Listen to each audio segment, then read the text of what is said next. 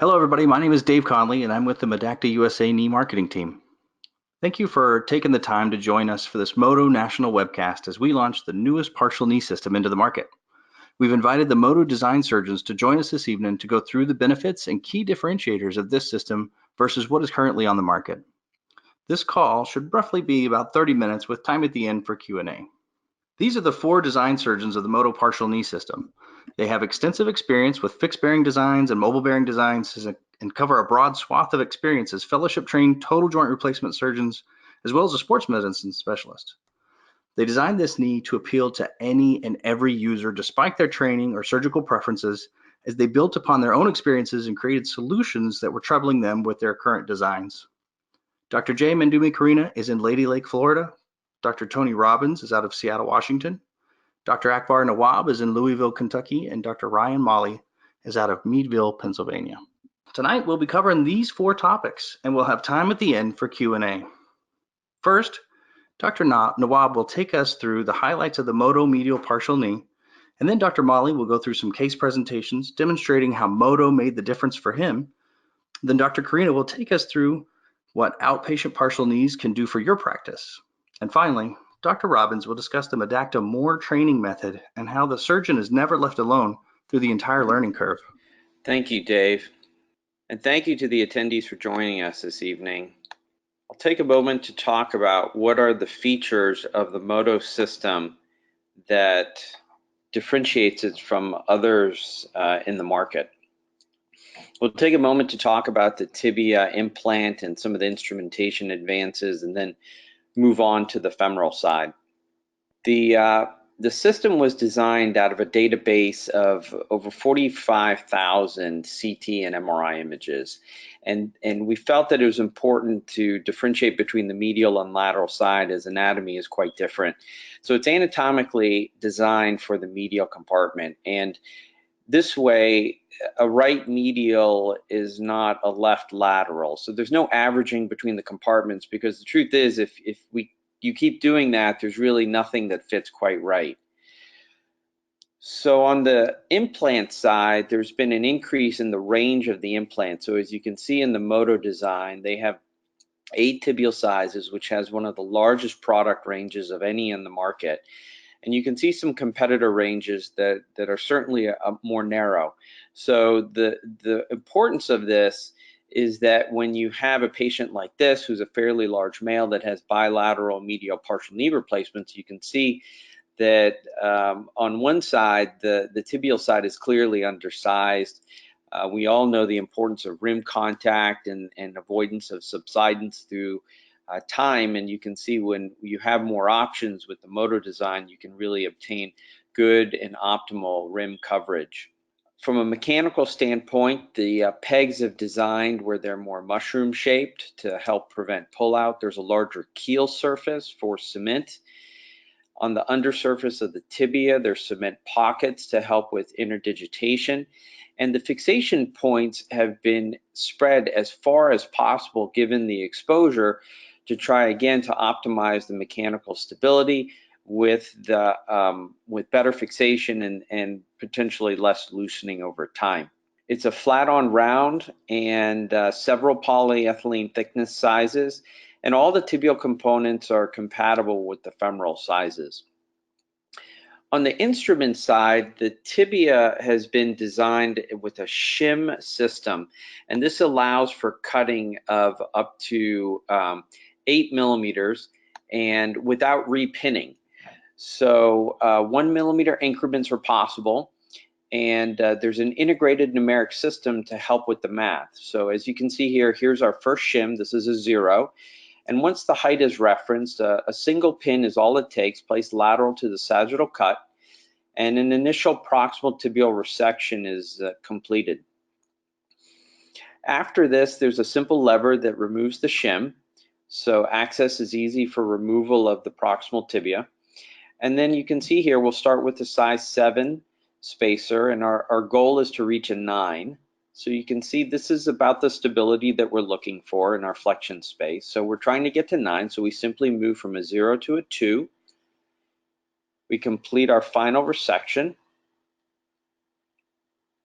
And now, once it's removed with a size 9 spacer, what you'll see is that this is exactly the stability that we're looking for in our flexion gap.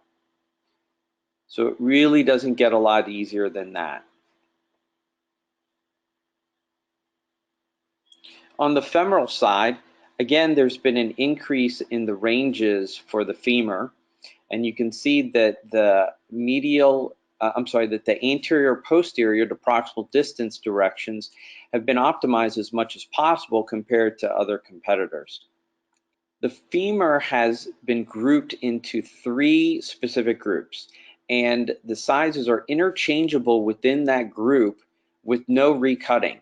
So you can move from a 3 femur to a 4 to a 7, back down to a 5, whatever fits exactly right.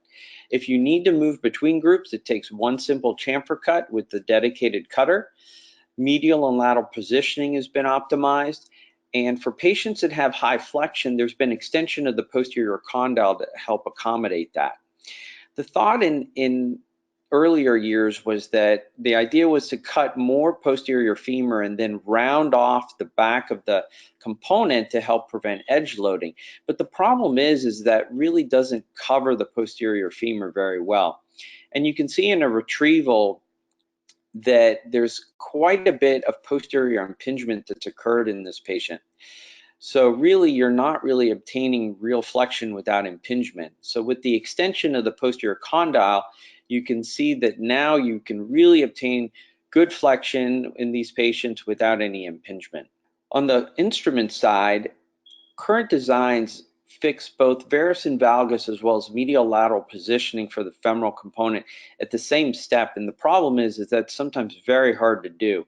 These sizers have very small buildups in the back, and once the proximal tibia has been resected, there's a lot of internal rotation that occurs. And the significance of that is that in studies that have looked at failed partial knee replacements, they found that tibial loosenings occurred due to rotatory femoral malalignment, pushing the contact point off the center of the tibia. So it's very important to try to make sure that you're coplanar in your flexion space. And with the Moto system, it's been designed with the buildup on the back of the posterior sizer to prevent that internal rotation. And this results in parallel cuts in flexion between the femur and the tibia. The distal femur allows for several options. You can cut from 4 to 5 all the way up to 8 millimeters. Recuts are easy as the pinholes are similar between all the guides. For cases that have a lot of posterior slope, this is one differentiating feature between the Moto system. We know that from survivorship studies that slopes greater than 7 degrees have resulted in failure of the prosthesis. And so it's really important to try to maintain an adequate slope. But this is what we used to have to do with the tight flexion space, is try to freehand these cuts to improve the flexion space. And the problem is that you're trying these creative solutions in a situation that occurs all too often. So with the Moto system, there's been designed these posterior pre-cutters. So this allows you to resect a bit of the posterior femur in order to obtain a flexion gap that's appropriate.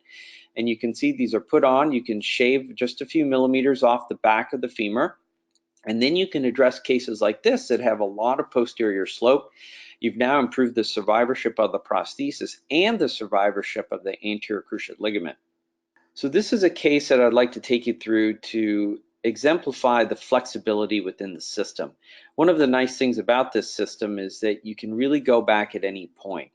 So we've initially cut the tibia, and now we're putting on our distal femoral resection guide. This will get pinned into place. And then the distal femur is resected. So after this, we'll check our extension gap. And at this point, we have our sizer, and I feel that our gap is adequate. So we've gone ahead and removed our pins, and we'll fast forward to where we've actually finished and now are drilling the lugs for the femur and our tibial trials in.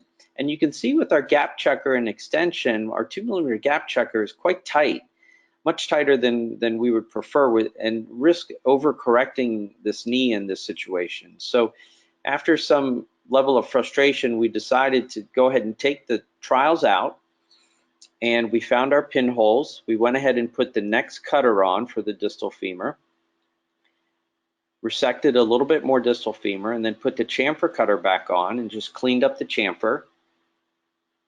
The trials went back on. And now we're going to come back to extension, check our gap again, and you can see here that we've really optimized our gap. So now we have an appropriate extension gap without overcorrecting this knee. We'll just deepen the lugs and then finish as we would with cementing and then our final polyethylene. So it's really nice in a system like this to be able to start at step 1, move all the way through step 9, and then decide, you know what, I really need to go back and correct a step or redo a step and know that I've not burned any bridges. So we've talked about several of these features, but really what's the most important is that the ability to minimize technical errors and the flexibility in the system. And so really what we're trying to do is really optimize all of our potential for success for ourselves and for our patients. And with that, I will hand the mic over to Dr. Ryan Molli as he'll take us through a few case presentations. Dr. Molli. So I want to thank everybody for joining us this evening. And I have the pleasure of discussing some specific case examples using the Medacta Moto partial knee system. So thanks again, and we'll get started here with case number 1. The first case is a 49-year-old male.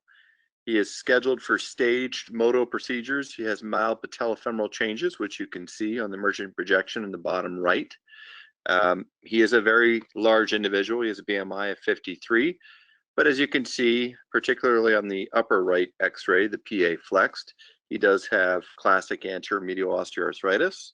He does have intact posterior cartilage on the lateral x-ray. So we get our standard full-length weight-bearing films demonstrating 7.6 degrees of angulation with the hip-knee angle, and the varus valgus stress views demonstrate that indeed he does have bone-on-bone articulation with the varus stress in the middle x-ray, and medial opening equal to the amount of lateral opening with the valgus stress. So with this particular case, we proceeded as usual. We made our initial tibial resection, and we were able to introduce a 5 lollipop with no resistance at 90 degrees of flexion. When we brought it out to extension, we were able to get an equally non-resistant 8 lollipop. So that's a discrepancy of 3 millimeters. Again, our goals are 15 in extension and 9 in flexion. There's multiple ways to skin a cat, but the way that I generally proceed with most cases is that I try to get the larger of my 2 gaps, which 90–95% of the time is the extension gap, to 9. Once I get that, I figure out what my discrepancy is between my extension and flexion gaps and how I can individually assess that and address it by changing maybe a posterior slope or cutting off of the back of the femur. So in this particular instance, I decided to cut 1 more millimeter off the tibia, which brought us to 6 in flexion and brought us to 9 in extension. So that will allow us, as you can see the numbers here, 1 more millimeter off the tibia with the previous 8 in extension. And then you can see a 6 distal femoral resection will add up to 15, whereas I can get my 9 by taking 3 additional millimeters off of the back of the femur by doing a what we call posterior femoral condylar pre-cut of 3 millimeters. Once you do those things, your gaps will be balanced, and essentially the operation will be complete, and it will just be sizing and positioning of the implants. So with that, we did it. We sized it to a size 5 femur, size 5 tibia. Our polyethylene was a 9. Again, we shoot for a 9 because when we cement the implant, sometimes that cement mantle is a little thicker than other instances, and we want to have at least 1 poly less that we can go to. In this case, it would have been an 8, but we did use a 9. Our gaps, we had a 2 millimeter gap in extension and a slightly bigger gap in flexion, which is generally what I shoot for with a 3 millimeter gap. Range of motion at 3 weeks was 0 to 118 degrees, and at 6 weeks was 0 to 132 degrees. So quite good, especially for this gentleman's size. He is about 4 weeks out from his second moto. The first one went very, very well. He said after 3 days he never did not take any more narcotics, and he's doing equally as well on the other side. Here's our post-op films. You can see that the implants are appropriately sized and positioned on the AP lateral projections. You can see nice maintained patellofemoral space on that bottom middle picture, the merchant projection, and well accomplished operation with lateral preservation of cartilage. This is our reconstruction. We took them from 7.6 degrees of varus on the hip knee angle to 4.3 degrees. And I would say on average, I correct most of my patients down to 3 or 4 degrees from their pre-op deformity. Case number 2 is a 58-year-old female, again, anterior medial osteoarthritis. We're talking about the left knee. She also is large, not quite as big as the previous gentleman, BMI of 40.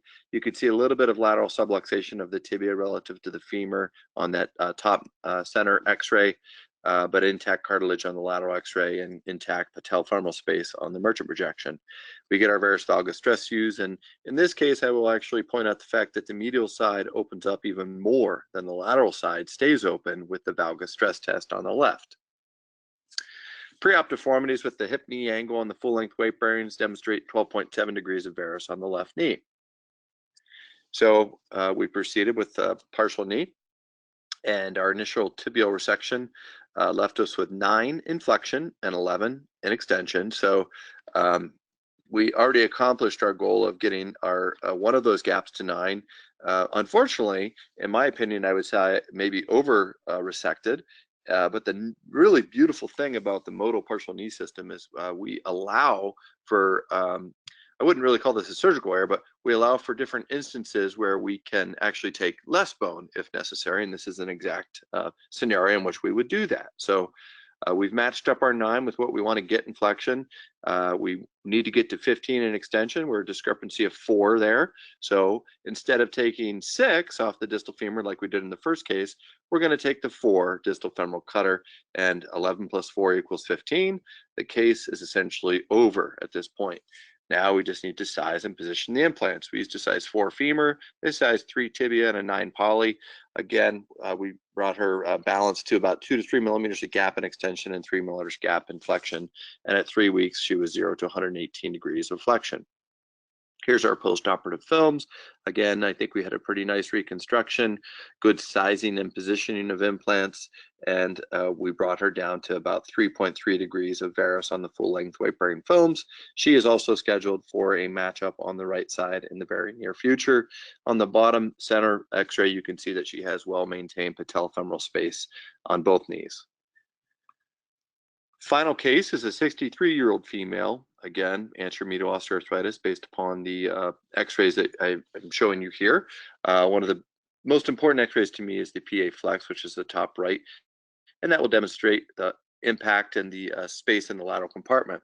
Now, what I will point out is you can see that there are sometimes some osteophytes out here on the lateral femoral condyle and even on the lateral tibia, and people start to say, well, that means lateral disease, and I would really urge you when you're doing even total knees to look at that pre-op x-ray and see where they have osteophytes and see if it really does correlate with the pattern of arthritis, because in many instances this particular case does not correlate with osteoarthritis of the lateral compartment, and I can show you that because I took some intraoperative x-rays.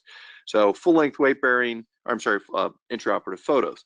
Full-length weight-bearing films demonstrate 8.2 degrees of varus on the right knee. Again, on that varus stress test, you can see some lateral osteophytes, particularly off the lateral femur and the proximal lateral tibia. Valgus stress test shows opening of the medial compartment slightly less than the maintenance of the opening in the lateral compartment. So our initial tibial resection left us with 8 in flexion and 10 in extension.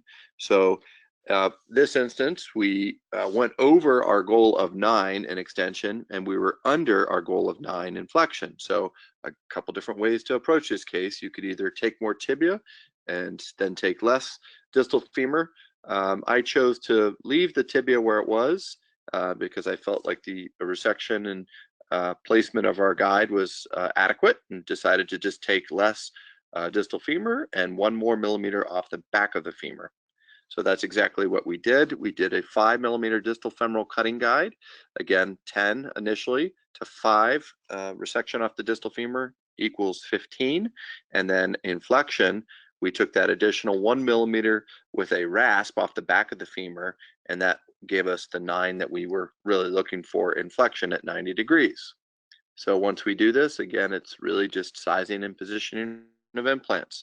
Here I will show you some of those intraoperative photos that I took.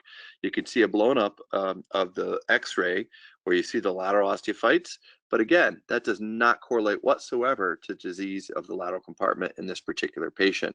That is a pre-op or intra-op picture before we proceeded with the partial knee on the far right, and that is a post-operative before we close the arthrotomy in the center position there. So our end result was a size 3 femur, a size 3 tibia, 9 polyethylene insert. We had 2 millimeters of gap in extension, 3 millimeters of gap in flexion. At 3 weeks, she had 122 degrees of flexion and 135 degrees at 6 weeks. And here are our final post-operative films. Look at the top right x-ray, that's our PA flex, and you can see maintenance of the lateral space. A lot of people would have said, well, you should proceed with the total knee based on those lateral osteophytes, but again, they are still present, but that does not equal lateral disease. So with that, I thank you. And this is our final post-op x-ray, just the full-length weight bearing films, and you can see 8.2 degrees of errors to 2.9.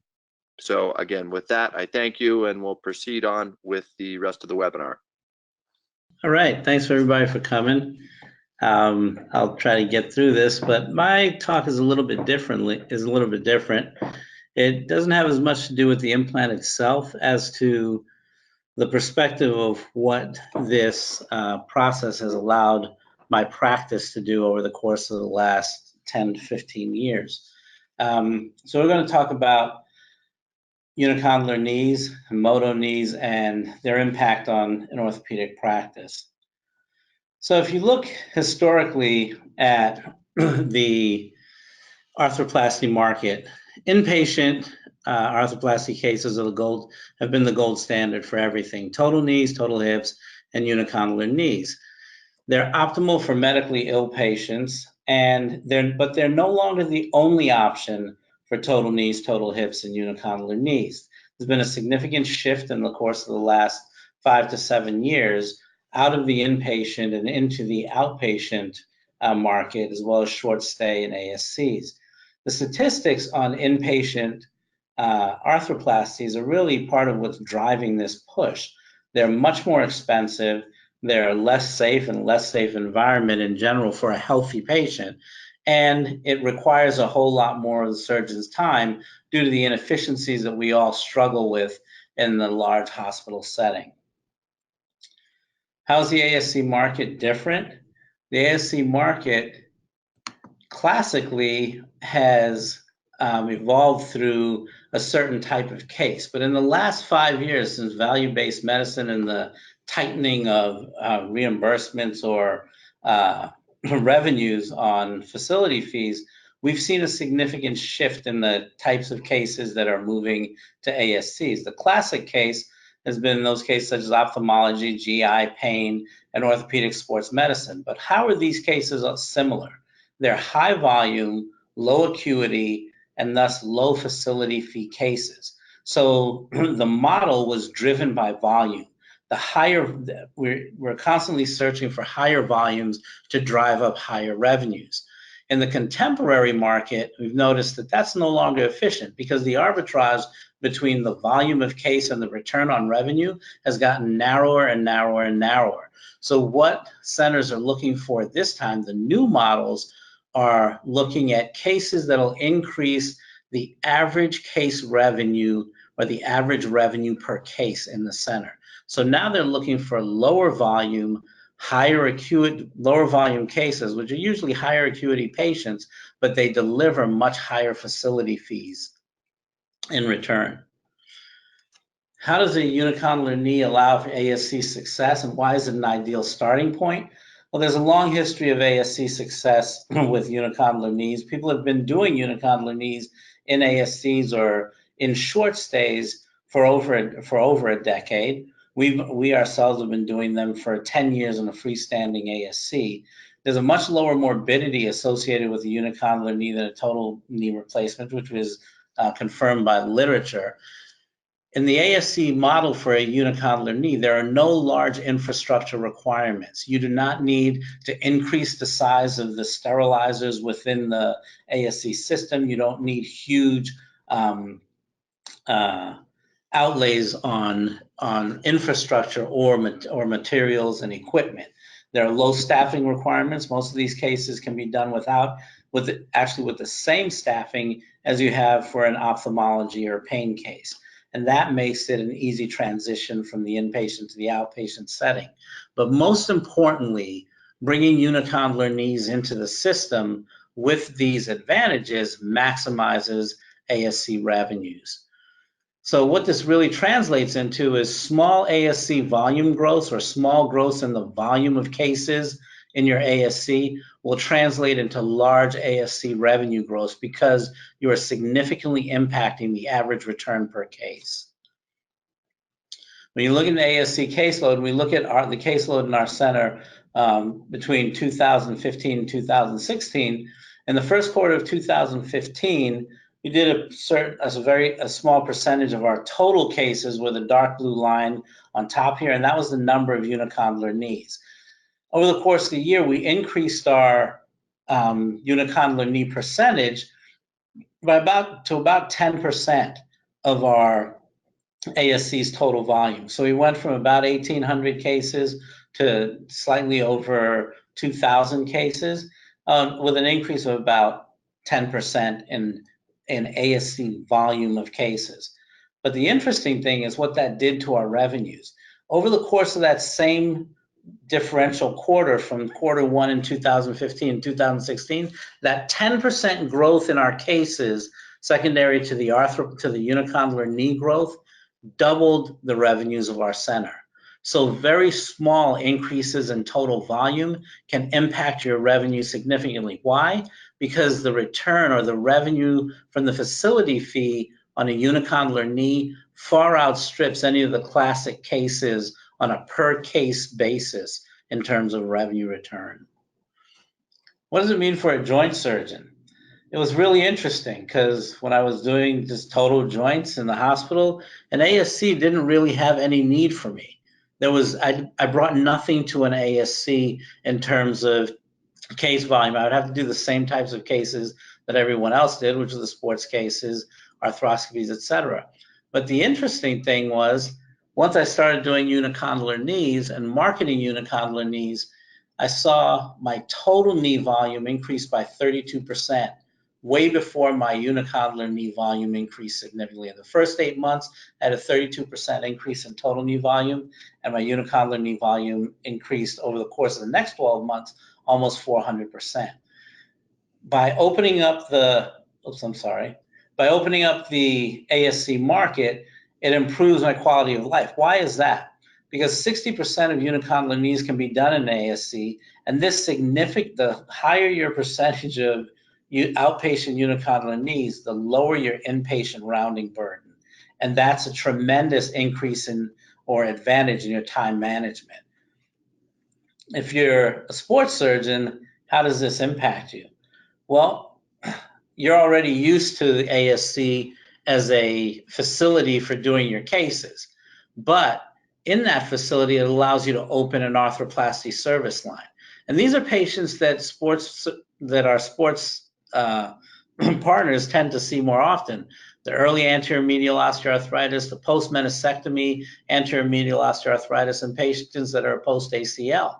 And once you begin becoming proficient with a unicondylar knee, there's no reason to refer those patients out for total knee replacements, which is what's been done in the past. So by adopting the unicondylar knee, it strengthens your ASC presence, improves your block time utilization, because these cases often take the same amount of time as an ACL reconstruction for sure, and most of the diagnostic and meniscectomy type arthroscopies share the same time constraints. It avoids inpatient rounding burdens again. It improves ASC revenue. And really, when you look at the Moto and you look at other unicondylar knees, it's a soft tissue procedure that achieves ligament balancing through bone cuts. So from the surgeon's perspective, In summary, as a joint surgeon, UKA marketing grows total knee volumes initially. It opens you up to the ASC market and gives you access to revenue streams that you never have as a pure total knee, total hip surgeon until recently. And it improves your quality of life by decreasing your inpatient rounding burden. As a sports surgeon, it opens up arthroplasty service lines since you're already in an ASC, but it'll strengthen your ASC presence and strengthen the financials of your ASC by improving that ASC's revenue. Thank you very much. That's my talk, and I'm going to pass this over to Dr. Robbins to give a discussion on our educational system. Thank you, Dr. Kerina. Welcome, everyone, and it's a pleasure to be able to speak with you tonight. If anyone, I'm going to go over the medial education program of the Medial Uni here. Basically, this is consistent with the Medacta education platform, and this is primarily 4 keystones. One are reference centers. We'll go over these individually. Learning centers, surgeon proctoring on your first cases, and then the continuing educational support. The reference centers are where you go visit one of the surgeons that's typically a faculty surgeon. They're going to have a high volume, so you're going to get to see a few cases. You'll be able to discuss those cases in detail and, in fact, bring your own. It's a good time to discuss your own cases. You're going to observe live surgery in the OR and be able to spend time with that surgeon and going over many details and a lot of the other things, for example, the room setup and the back table, etc. The learning centers are where you go to a location with other surgeons, and you begin with didactic lectures. We begin with a design rationale of the implant, go over the instruments and technique, a pertinent literature review, and also talk about patient selection, which is typically in the form of case presentations. And of course, there's the cadaver lab where you will have an assigned tissue and faculty surgeon for individual instruction. The surgeon proctoring is a key event. This is where you would schedule a Moto surgery, preferably 2, and we would coordinate that with a faculty surgeon that would come and visit you. And we would go over the case presentations of that day as well as any others that you may have. And also it's a good opportunity for your staff to become familiar with the system. Your visitation is obviously you're going through each step and discussing the different instrumentation and options. But it's also good for your staff, including your whether it's your PA or surgical assist and even the back table, on things like equipment setup and key steps, tips and tricks. And finally, there's the ongoing educational support. I'm going to list the dates of courses that are upcoming, and but after you're trained, you're going to be getting emails, and these are going to have tips and tricks, patient selection and form of case presentations, and also video clips. These are all very helpful to reinforce what you've learned. And also all of this information would be available to you on the website. There's a lot of ongoing educational support as you go. At that, we're going to move along with some questions, and I have one here we'll direct to Dr. Nawab. And this comes up because oftentimes you'll have a patient that has an MRI that has a partial ACL tear, or in surgery, when you're looking at the ACL, you might say, it's not great, it's there, but you know, when you look at the lateral film, there's a good posterior tibial bone preservation there. So what do you do with this? Dr. Nawab, could you help us understand how you approach a potential ACL deficient knee with a uni? So I think we need to first start in the office when you're examining a patient. I think it's important, if you're considering partial knees, to assess their ACL. If you haven't done a pivot shift test or a Lockman test in a while, I think it's important to get back to that and just get a feel for what the stability is. We can also tell a lot on the lateral x-ray. The lateral x-ray really helps quite a bit. we'll look for anterior subluxation of the tibia. If we start seeing a lot of posteromedial wear, that may be one that may not be well suited, but usually their arthritis pattern is a bit different anyway. So if in the event that in surgery it's noted that there is some level of ACL degeneration, those are cases where the literature survivorship has shown that tibial leveling allows for a fixed bearing unicompartmental knee replacement to have equal survivorship to those that have a intact ACL. So we saw in the study that during my presentation that a slope less than 5 to 7 degrees, that those partial knees that were implanted in ACL deficient knees were ones that survived, and the ones that had slopes greater than 10 to 12 to 13 degrees, those were the ones that failed.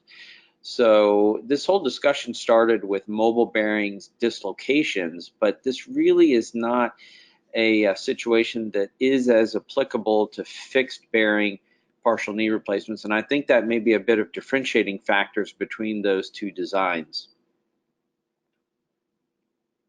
Thank you. Dr.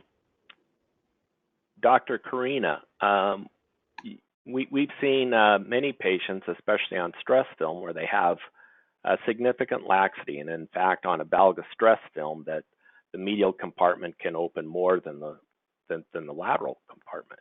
And the question is if they have the classic anteromedial osteoarthritis and symptomatic, a great candidate for a uni, but they have this laxity that allows them to overcorrect. How do you deal with that in dealing with soft tissue tension? Are you going to perhaps overstuff that knee a little bit, leave them in valgus, or are you going to leave that knee a little bit lax? What are your thoughts on that? My thoughts on that, that's a very interesting case, because those are the cases that initially triggered our development of this system. It was the person that had a medial compartment that on valgus stress opened up to be more than the lateral compartment. And we realized that if we used the system that was, especially in the mobile bearing side, if we used a system that was going to chase the ligament out to its final tension and back off by 2 millimeters, we would be, or 2 degrees, would be overstuffing that medial compartment and potentially shifting that mechanical axis into the lateral compartment. And literature has shown that that could potentially lead to early failure through progression of disease. But what we found is those patients are already used to having a lax knee. So it's in these cases that alignment and balance are truly important. You're shooting for the alignment to keep that mechanical axis line in the medial compartment, and you will give up a little bit of laxity on that side because that patient is already used to that. If you tighten that knee up, those patients are extremely unhappy because they've lived all their lives with that slightly more lax knee. So on patients like that, I'll shoot for the alignment, and as long as my laxity is 3 millimeters or so in extension, like Ryan's third case presentation, I'm happy with that because I know that that patient is not going to detect a difference between that knee post-surgery and pre-surgery, and they'll do very well. And what are the dangers of over-alignment correction into valgus? Failure of the lateral compartment is one. Over those patients are the patients that tend to progress rapidly to lateral compartment disease, as well as, you're getting ready to say something, Dr. Robbins? Right. So along that line, I think that we've all seen exactly that. A knee that's been overstuffed, the medial side is well fixed, but now you have a degenerative lateral compartment. What do you do with that patient? What do you do with that patient that comes in that has an overstuffed medial uni that's well fixed and now has a symptomatic lateral compartment degeneration? What do I in particular do? Initially, I used to convert those patients to a total knee, take out their medial uni and do a total knee replacement. Now, I haven't done that in probably 6 years because the much more effective procedure is to downsize the polyethylene on the medial side and then put in a lateral uni. Those patients tend to actually do extremely well because you've rebalanced their knee and realigned them to their preoperative, to what their natural state was prior to the development of their arthritis. So in a patient who's on the medial side does not have the smallest polyethylene for that system in place, I will downsize the polyethylene and put in a lateral uni on those patients. Thank you. Here's a question for Dr. Molli. You showed some cases where you take either more tibia or posterior femoral condyle or combinations of both. Assuming, let's take two different possible patients. One is a very large male with sclerotic tibia, big tibia, and the other is a smaller female with perhaps a more osteoporotic bone quality. When you make your initial tibial cut and look at the tibia, what makes you determine whether you want to take more tibia or you want to spare tibial bone and go with a pre-cut? Could you kind of discuss your thought process around that when you're in surgery? Sure. So before I get into that, I have to, make a statement that I would say 90 to 95% of the cases, I do some degree of pre-cutting, decompressing the back of the femur, because again, the vast majority of the cases we're dealing with, again, probably 95+%, our extension gap is going to be more loose than our flexion gap. However, it's not just that simple. Because again, I do look at each individual differently. If you do have a very large male, first case that I demonstrated with a BMI of 53, you make your initial tibial cut and we're targeting maybe 2 to 3 millimeters below the lowest point of the defect. It's going to be very sclerotic. It's going to be very hard. And you could, in that particular case, choose to elect and resect more tibia to kind of balance your gaps out. Whereas the little old 83-year-old female that has very soft osteoporotic bone, the further you get from that subchondral sclerotic bone and get deeper into that tibia by cutting more tibia, you're going to increase your risk factors for subsidence of the tibial component, potential stress fractures, and just bad situations. The second thing that I'm always looking at is I'm looking at the femoral anatomy, and I'm looking particularly on the lateral x-ray, and I'm going to look at that posterior femoral condylar offset. If I have a very narrow offset, I'm going to be more apt to try to make up that ground on the tibia, maybe even dial in a little bit more slope without exceeding, excessive slope. We typically target 3 degrees of slope, can get up to 5, but certainly don't want to ever go above 5. But that's really kind of my rationale, because again, in those large individuals, you can, you also want to make sure that that tibial implant is going to fixate. And if you have very sclerotic bone, cement interdigitation in that can be very difficult. I oftentimes will take a reciprocating saw, even if I'm kind of at the level I want to be, and I'll kind of score that very sclerotic bone up on the tibia so that I can get nice cement interdigitation. So it is a real case-by-case, decision-making process. But it goes into just more than what I'm seeing in the tibia. It also represents my looking at the lateral x-ray of the femur as well. And you mentioned that especially in smaller females, as you make more tibial cut, you're not only getting into more porous bone and softer bone, it's going to get smaller. It's going to get smaller. And so how do you feel about the fit, the cortical rim contact of Moto versus other implants that you've used? Well, again, I think, Dr. Nawab, when he demonstrated where we came up with that kind of sizing algorithm and the shapes of these components, both on the femoral and the tibial side, it was from extensive MyKnee databases where we had 45,000 CAT scans and MRIs. So it's very obvious if you've never done a Moto when you put your tibial sizing guides up there and particularly say it's a size 3.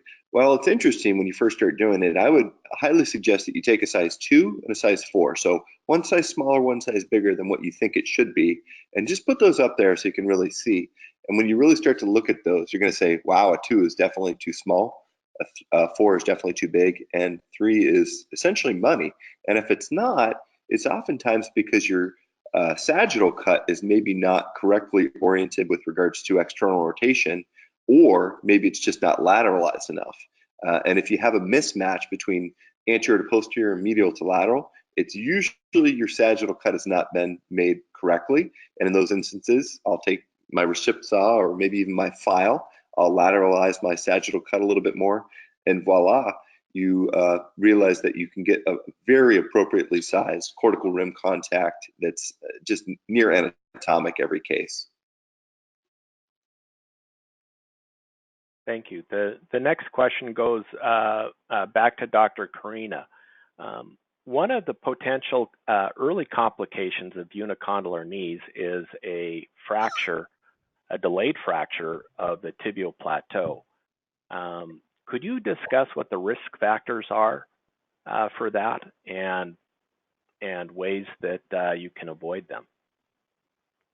Well, we've touched on a bunch of the risk factors throughout the talks and the questions, but I'll try to do a little Reader's Digest condensed version. I look at 5 things when I'm looking for late fracture. One is the sizing of the implant, the sizing of the tibial component. 2, it's the number of pinholes that are underneath the medial tibial tray. 3, it's the position of the most lateral pinhole. 4 is a posterior condylar notch.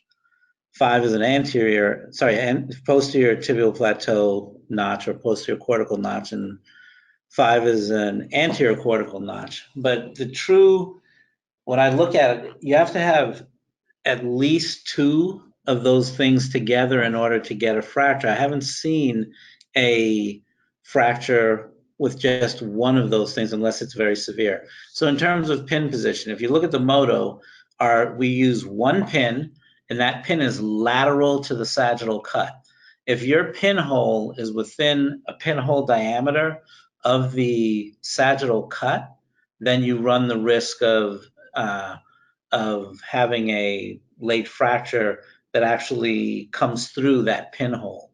And the second is where the sagittal cut is placed. As Ryan said, if your sagittal cut is placed too far medially, then you're placing all the stress on a very small surface area on the tibial plateau. So we tend to make our sagittal cut at the tip of the anterior tibial spine or just 1 millimeter off the tip of the anterior tibial spine. So we have the largest surface area possible to seat our tibial component on. With that being said, we will use a size that allows us the best cortical contact or the rim contact of that tibial component. And I think, again, the anterior posterior medial lateral ratio that's used on the Moto is way better at achieving that cortical contact if your sagittal cut is placed in the right position than any of the other systems that I've used. Again, for the anterior and posterior cortical disruptions or notching, you just have to be careful and bring your sagittal saw down parallel to your cutting surface and allow that cutting surface to stop you. But again, lateralize the pinhole, use 1 pin, lateralize your sagittal cut as far as you can towards the tip of the anterior tibial spine. Do not use multiple pinholes, and really look at the surface area that you're covering relative to your femoral condyle when you're looking at where your sagittal cut should be placed. Thank you. Those are all great discussion points. I'd like to thank the panelists for that. I'm getting the high sign here, so I'm going to turn this back over to David Conley. Yeah, so thank you everyone for joining us this evening. Thank you.